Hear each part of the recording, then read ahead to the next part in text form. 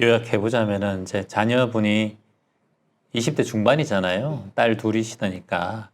근데 유학도 갔다 오고, 머리도 컸고, 이제 엄마 말도 잘 안 듣고, 자기 하고 싶은 대로 하고. 근데 이제 20대 넘었으면은 저는 가능하면 독립을 좀 시켰으면 좋겠는데, 자녀를. 또 같이 살고 계시다면서요. 독립을 제가 해야 돼. 아, 애들을 안 하니까 본인이 하려고? 나가래도 안 나가니까 왜 안 나갑니까? 도움을 받아요? 자본적으로? 자식이? 자본적으로 뭐 알아서는 자기가 해요. 따님 두 분이 일을 해요? 그러니까 한 애가 그리고 이제 둘째 일을 다니다가 그 회사에서 한 부서가 없어져 버려서 또 작은 애가 또 강제 해고가 된 거예요. 저한테는 얘기를 안 하고 해고해직이라고 사인을 받고 집에 와서 저한테 얘기를 하니까 저는 좀 화가 나더라고요. 근데 그거를 엄마가 어떻게, 엄마가 그거를 해고를 막을 수 있어요? 막는 게 아니고 어. 이 부서가 다 없어진 거니까 혼자 다 한 게 아니잖아요. 그래도 이 처음으로 이런 해고를 당했으면 어디든 도장을 찍든지 사인을 하든지 너의 그게 마지막 책임이다. 저도 이제 찾아보니까 30일 전에 미리 얘기해서 일자리를 얻을 수 있게끔 해야 맞아요. 되는 그 딸은 엄마한테 걱정을 덜 입히려고 했을 수도 있잖아요. 근데 선생님, 딸이 해고를 당하든 취직을 하든 그 엄마가 왜 중요해요? 그 왜 그렇게 관심이 많아요, 딸한테? 선생님은 딸하고 멀어지셔야 돼요. 감정을 좀 끊어야 돼요. 정을 끊는 게 아니라 감정을 끊는 거라는 거예요. 딸이지, 소중하지. 같은 혈육이 있고 내 배 아팠다는 딸이 얼마나 소중합니까? 그런데 이제 중요한 것은 선생님이 그 소중하고 애지중지하고 예쁘게 키운 딸 때문에 선생님도 스트레스 받고 본인도 스트레스 받으면 이거보다 더 악한 그런 인연이 어디 있습니까? 너무 안타까운 거잖아요. 내 뼈 빠지게 벌어가 애들한테 다 투자하고 키웠는데 지금은 남들보다 더 어색하고 짜증이 나는 사이가 되고 스트레스 받을 일 아무것도 없는데 자식 때문에 스트레스 받는 이런 지금 상황이잖아요. 이게 얼토당토 안 한 일이잖아요, 사실은. 그런데 중요한 것은 자식이 20살이 넘으면 자신의 의견, 자기가 결혼을 하든, 누구랑 결혼을 하든, 누구 애를 가지든, 누구 직장을 하든, 누구 직장을 그만두든, 그건 자유예요. 근데 우리가 지금 가부장적인 또 부모로부터 내려온 어떤 관훈상제 여러 가지 옛날에부터 내려온 전통 사상 속에, 관습 속에 저도 똑같고, 선생님도 똑같고, 자식은 그렇게 해야 된다라고 생각하는 마음이 있어요. 그러다 보니까 저도 자식이 뭔가 상의를 안 하고 그러면 짜증이 확 올라오고 막 올라오는 마음이 생겨요. 그래서 저는 독립을 이제 예를 들어서 근데 그거를 내가 부모로서 올라오는 건 당연한데 근데 이거 해결책 자체가 이 아이가 나에게 상의했으면 좋겠다. 엄마한테 물어봤으면 좋겠다는 이게 해결책인데 선생님의 따지고 보면은 자식은 그렇게 하면 할수록 본인의 실패를 통해서 다시 이겨내고 자신의 선택을 통해서 이런 결과가 있어진다는 것을 경험을 통해서 스스로가 배워나가야 되는데 그걸 가장 먼저 엄마한테 먼저 물어보는 그런 종속적인 존재가 돼버려요.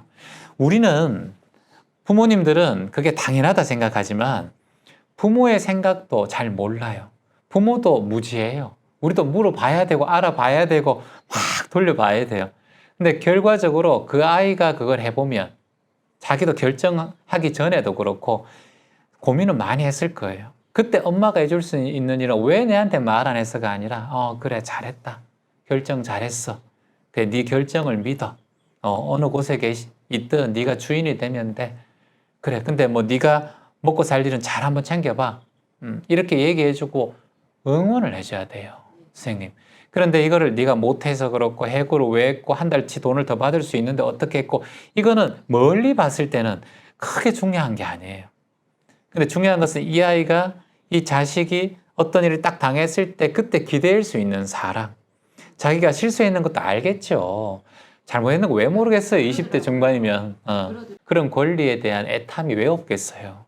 근데 딱 우리가 마음에 올라왔을 때는 그 화보다는 엄마는 먼저 큰 바다 같은 마음으로 그래 일단은 알겠다 쉬어 너무 힘들었겠다.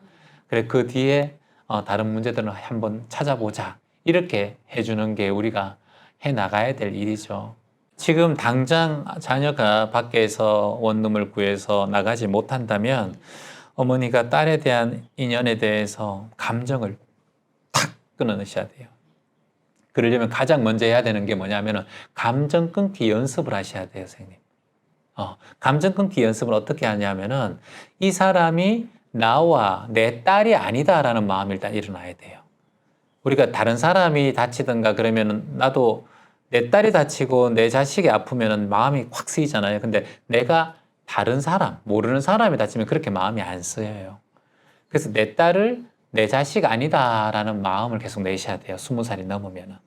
그걸 계속 연습하셔야 돼요. 한 번만에 안 돼요. 왜냐하면 20살 동안에 25년 동안에 너무 끈적끈적하게 감정의 연결고리가 있기 때문에.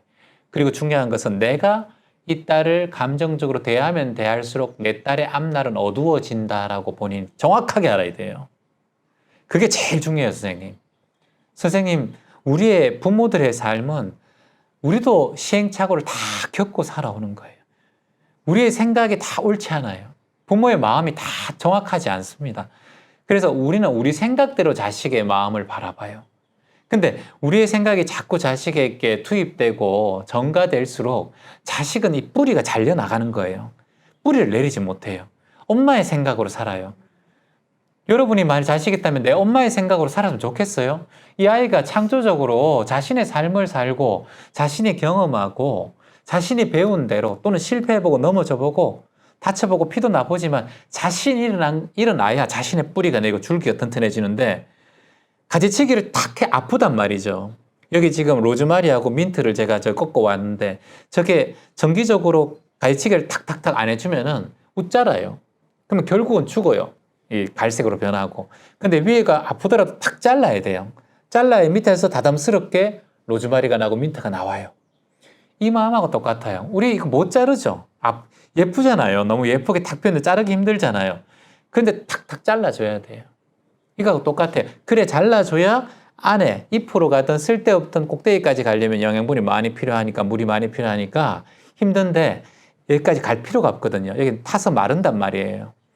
잘라주고 밑에서 다시 가지가 나게 해줘가지고 외목이라고 해가지고 하나의 목을 해가지고 착 퍼지는 거예요. 근데 잘못하면 이렇게 외목이 아니라 여러 가지 가지로 해서 막 펼쳐놔요. 이렇게 되면 결국은 얘가 튼튼하지 못해요. 병충해도.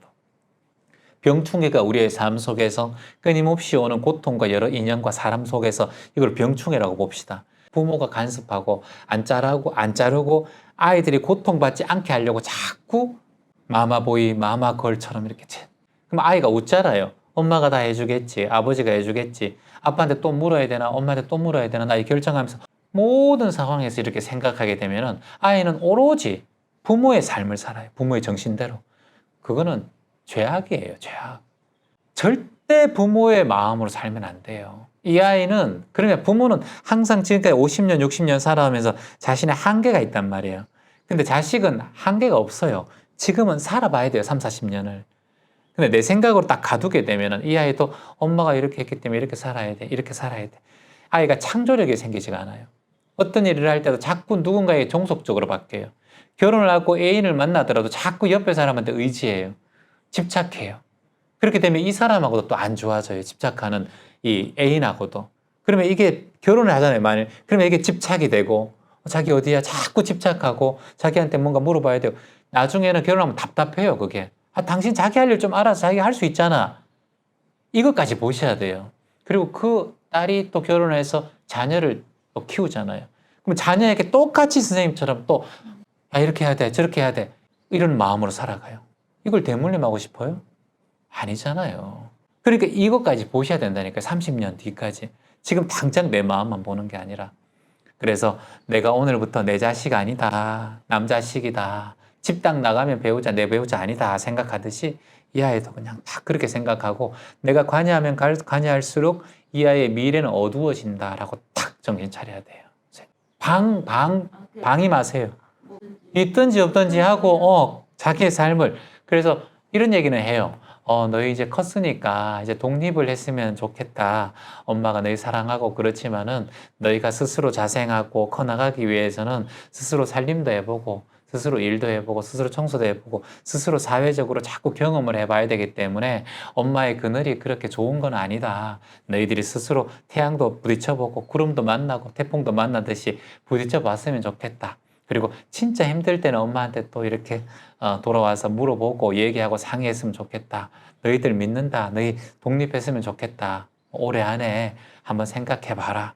이해해주기 바랄게. 우리 사랑하는 내 딸들. 이렇게 차 한잔 탁 하면서 예전과 다른 모습을 보여줘야 돼요, 엄마가. 엄마가, 요즘 명상하고 책도 읽고 마음 공부하더니 엄마가 이렇게 바뀌었네? 그러면 자식은 어떻게 생각하냐면, 나도 이제부터 좀 정신 차려야겠다. 내가 이렇게 엄마한테 자꾸 기대서는 안 되겠구나. 여기 자꾸 있어서는 안 되겠구나. 엄마도 나이가 들었고 자신의 삶이 있고 자신의 생활을 내가 존중해 줘야 되겠구나. 엄마가 자꾸 간섭하니까 엄마는 내 없으면 못 살겠지 생각해서 그냥 엄마가 간섭하는 것도 당연하고 자기가 엄마 옆에 붙어 있는 것도 당연하다 생각해요. 이 자식이 뿌리를 못 내린 거예요. 이게 가지 옆에 접붙여 있는 거예요, 지금. 이러면 자식이 안 돼요. 탁 열매가 탁 떨어져가 처음 뿌리 내기 힘들더라도 열매가 땅에 탁 뿌리 내가지고 뿌리를 할 수 있도록 엄마는 멀찌감치 너무 가까이 있으면 그늘이 져가지고 얘가 햇볕을 못 받는다 생각하고 멀리 떨어져서 응원해 주는 사람. 근데 언제든지 네가 뿌리가 약할 때는 엄마한테 얘기해라. 엄마가 맛있는 밥 해주고 챙겨줄게. 이렇게. 그러면 아이는 어디 가도 쓰러지고 넘어지더라도 다시 상처는 입더라도 다시 뿌리 내릴 수 있어요. 이제 어머니는 그걸 해주셔야 되는 일이에요.